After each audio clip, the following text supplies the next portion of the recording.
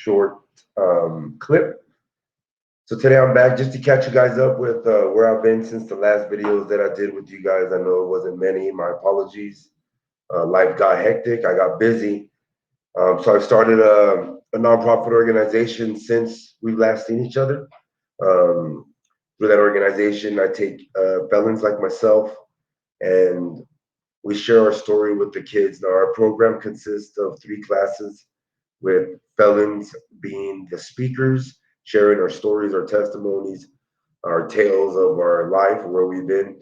We've also have licensed professional counselors for the parenting group, and we share with the kids, and we get to interact with them and speak life into these kids, right? Everything that I've been through and everything that I've had to bear in my life, I believe it's for me to share, and that's what we're doing with these kids. And the program is called Real Talk, and we've been making change here in this community. So I've been busy with that. We've been doing car shows, doing fundraising, holding our classes, finding people to donate money, and going around to these high schools and middle schools. And I've just been sharing and talking with the kids about my life experiences and places I've been, things that I've seen, right? So with my blindness, I did get some of my vision came back in at the end of 2018, and unfortunately, I'm starting to lose more and more of my vision again. And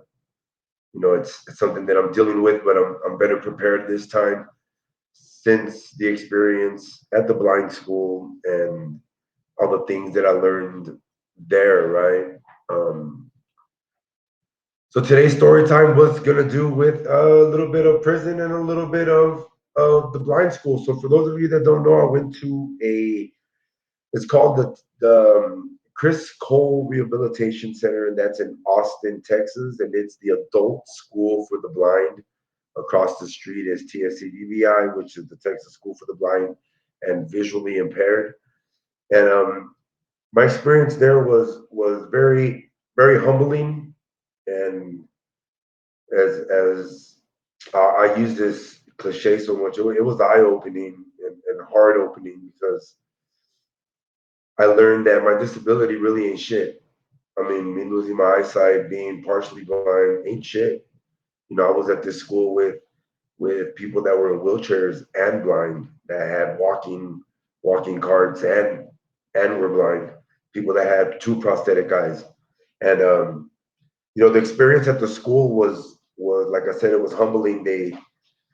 You wear a blindfold when you get there, and I still have some vision, so to me it was hard, and having the blindfold on all day, learning to eat, to serve yourself, to go to the cafeteria, to go to class, to get on a bus, and being in a strange city, not knowing the city. At least here in El Paso, I know the layout. I've seen things before. I can imagine a building being there, but I had never been to Austin, and it was quite frightening. Like I shared with people before, all the shit I've done, all the prison stuff that I've been through, all the gang banging and drug dealing and being kidnapped and being shot, stabbed, and none of that compared to the fear that I had when I had the blindfold on and I had to cross the street and I had to get on a bus and I had to walk to the store and all these missions they send you on. So one of my classes is orientation and mobility, where the teacher will give you a bus pass, a train pass, and he'll give you, or he or she will give you an address there that you need to be at in Austin. And sometimes they'll meet you there, and sometimes they'll ask for a round trip. But you're blindfolded. Sometimes people watch you to make sure that your blindfold doesn't come off. But it was at those moments when I felt vulnerable and scared, and it was a fear I quite honestly I'd never felt before. It's something to know that you're going blind, but then to get to this school and actually have to live it and have to acknowledge that eventually this will happen to me. I won't be able to see. This is the way that I'm going to live. Um, it's a decision, I guess, at that point, if I'm going to sink or swim, right? And there was times that I would be in class And he sent me on an assignment to go to the store and get a gallon of milk or whatever. And I couldn't make it inside the door after getting off the bus. And I would yell in frustration because I knew that someone was watching me and he was near me. And I was like, just tell me where the fucking door is. Come on, I know you're near me. And I would swing my cane around. Sorry, I would swing my cane around in frustration trying to find the door, and I couldn't, and I knew that he or she was there watching me, and I'm yelling for help, and they wouldn't help me, and I would get pissed and throw off my blindfold and throw the cane and say, "Fuck this! I'm not. This life ain't for me. I'm not. I don't want to live this way."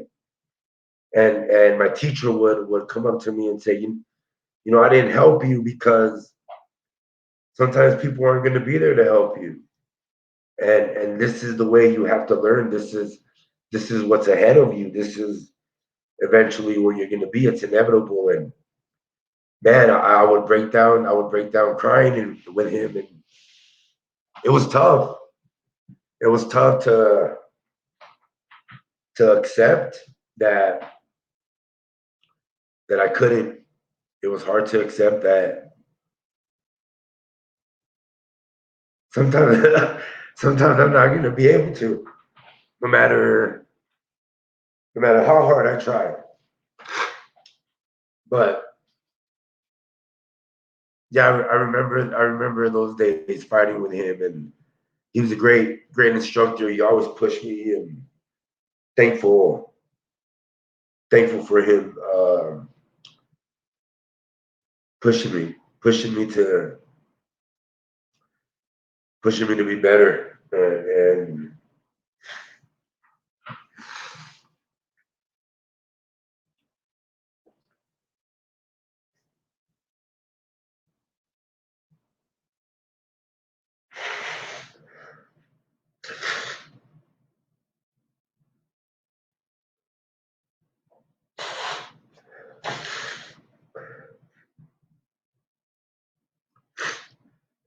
to not give up. I've my whole life I never gave up, and when it came to this, I just wanted to, but man, things are better.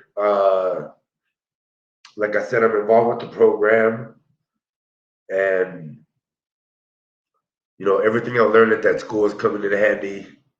I'm getting better at this technology stuff, and um, just man, life is different. I I can't express how different it is now. And losing my sight again, as it's deteriorating more and more. It's not the same as it was before. I'm not depressed. I'm not down about it. Does it suck? Yes. I'm not gonna lie and say it's the easiest thing, but it's easier than it was before. And a lot of that has to do with my faith and what I believe in, right? So alongside starting the nonprofit and going and talking to these schools, and just trying to get the program out there to get more kids and ultimately be able to help more people. Um, I've been working on music as well still, and been working on a show for Real Talk now that we're under quarantine called Real Talk, Real Topics, where we bring in uh, a bunch of guest speakers, people that are involved with us, wanting to do positive stuff, and it gets real. Just like I'm sharing with you guys, that's what we do there. And without sharing is how we get caught up in our head a lot. And if this is like a journal for me, so be it. If it's just a way to let shit out my head, I appreciate y'all listening. Um, but that's what we do on that show. We talk, we share the truth, and we share our stories, because you never know when somebody out there is going through the same thing you've either been through or you're experiencing right now, and they feel ashamed or they feel like they're the only ones going through it. But when we're able to hear that somebody else is struggling or thinking about those same things that we're thinking about, then it's therapeutic for us. It's therapeutic for us. And I know I've struggled with my PTSD from being in prison and seeing dead bodies and people scalped and skinned alive. And it's when I hear other people share the experience that they have, the things that trigger them, and it's soothing, it's helping, it's good knowing that I'm not fucking crazy. I'm not crazy. It's okay. So that's why I'm on here just sharing with you guys. So that was one of my experiences there at the blind school that, like I said, exposed my vulnerability and showed me that I'm stronger than what I thought I was, and that at moments I can also be weak, but in those moments I need to dig down deep inside and keep going, right? So it's been crazy. So I'm still working at the doctor's office. I work at the doctor's office 3 to 4 hours a day, and it's keeping me busy, keeping me from slipping back into darkness. It's been great, you guys. It's life is better, relationships are better, and it's all about me making that change and not allowing this to overpower me, right? So now the struggles with this program, with me being a felon, is other little thing I wanted just to touch up with you guys. And it's not easy. It's not easy to start a nonprofit organization for felons to help kids. One, I am a felon, so anywhere I go knock on the door to get help or try to get kids from the court right away, it's, oh, well, you're a felon. Oh, these guys are all felons. All these women and men are felons. And do we really want you guys with the kids? And we've been facing that struggle and that challenge, but it's nothing I can't handle. It's nothing that we as an organization can't handle and overcome. And it's not stopping us from doing our work and raising money and still going to these schools. And we've been blessed with, even with our record, a lot of these schools, they usually don't allow people in. But since we are following the rules, this one thing I am doing, you guys, and in changing my ways and wanting to be a good program. I'm obviously doing things 100% legit. We're doing background checks, we're doing drug tests to our felons that are involved with the program, and these schools have allowed us to go in. And but it is a challenge that we face, and it's a stigma that I'm trying to break, and something that I hope changes in the near future. And one thing I teach or that I preach and talk to our volunteers about that are felons is that being a felon, like, and this is gonna sound fucking ridiculous to some of you guys, and that's okay. And that's okay. Everyone thinks differently, right? This is an analogy that I use, and it's the same thing being a blind person. I wear that uniform just like a cop does, right? A cop puts on his uniform, you know he's a cop. When I go out and I tell people I'm a felon, it's like I'm wearing that felon uniform, right? Now, what impression am I gonna leave people? After proclaiming and admitting that, hey, I'm a fucking felon. I was a thief. I was a fucking liar, a schemer, a scammer, a drug dealer, a kidnapper. I was all of these things. But here I am, right? Wanting to do good. I'm wearing that uniform. I'm letting people know that I'm a felon. So I need to give and leave a good impression for the felons that wear that uniform that will come after me. So I always tell our speakers, we're going out there, we're talking about our history, we're letting people know we're felons. Now we have to walk on a certain level, and we have to change, we have to lead by example so that when felons behind us come and try to do what we're doing, people don't have a bad taste in their mouth from the felons they dealt with before, such as myself or anybody else involved with Real Talk.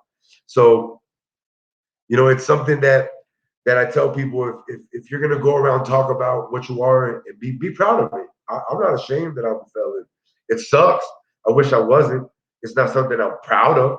It's not something I'm ashamed of either, though. It's something that I accept, and that what I do when people realize that I'm a felon, I leave a good impression so that next time they meet a tattooed guy that looks thuggish, and he says he's a felon, and he might have on some, baggy pants or whatever, skinny jeans. I don't know what the fuck the fashion is these days, right? But they see a felon, and they'll remember, hey, that guy Julian, he was all right for a felon. He did us right. Let's give this guy a chance. So that's my hope in breaking the stigma. And that's the whole point of this channel here, you guys, is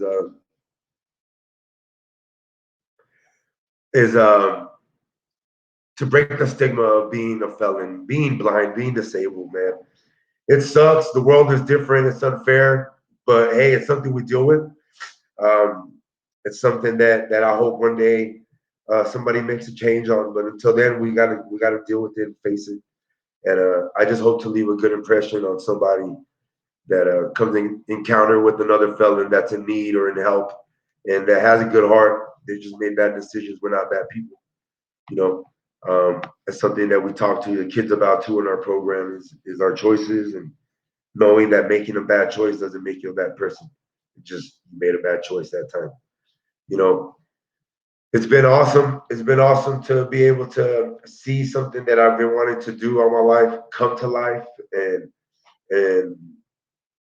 it's physically here. Like we have the we have good support from the university here. We have our classes, and being able to talk to the kids, man, raise the money, be out on the streets, running into people that I used to bang with or that I had problems with, and they see what I'm doing, and it's all peace, it's all love. When you step out of that life and you decide to do right, there's always a saying, and they tell you, look, we let you go. You got out of the lane. You put your blinker on. You left. Don't get back in this lane. Your ass will get smashed, right? So it's always nice to see those people respect that and give me my space and their support actually even. And this is just awesome, man. Life is good, you guys. It's not perfect, but it's great. To my nephew De Niro out there listening, I know you watch these. I appreciate you supporting it and taking the time to listen to your own man. It's personal shit I talk about just so that you hopefully, and I know you won't. You're a good kid. You won't end up where I did or make those decisions, or you'll if a decision like that ever is placed in front of you, you can think of your uncle and say, "Oh, that's not for me." It's like I tell people, I'm a biscuits and gravy kind of guy. I don't like brown gravy. I keep that shit out of my life. Once I realized that I wasn't eating brown gravy because I didn't like it, everything in my life that I've caused that has happened has been because I was eating brown gravy, some shit that I don't like. And I just gotta eliminate that brown gravy out of my life and just stick to my regular biscuits and gravy with sausage. So if you don't like something, like I don't like brown gravy, get it out your life. But I just wanted to come on and share with you guys, let you know where I've been, where I was, give you guys a little story time. And these will get better. I'm getting better at the technology. Got some other stuff coming up. We will be having some guest speakers coming in, um, just talking about a lot of stuff that's going on in the world, our views, how I feel about certain things. I've been getting a lot of backlash with my change on my political views and just the change in life. And as you get older, you start seeing things differently. So we'll have some people on here talking, sharing. And for those of you that are more interested in what I'm doing with the nonprofit, check us out at realtalkep.org. That's Real Talk EP, like El Paso.org. And check them out. Let us know let us know if you like what we're doing. If you want to be involved, if you're a felon out there out of state right now and you want to be interviewed on the Real Talk, Real Topics, shoot me an email at julian@realtalkep.org. If you're a felon out there that's changed their life, you're doing great, you're doing something positive for the community, you've got now, you've changed your life, you got a job, you're providing for your family, you're being a great father, man. If you just got out and you just fucking trying, shoot me an email and we'll get you on there, man. It's surround yourself with good people, surround yourself with people doing positive things, and positive things will happen. To everyone watching, I appreciate you guys. Until next time, peace. Find your peace.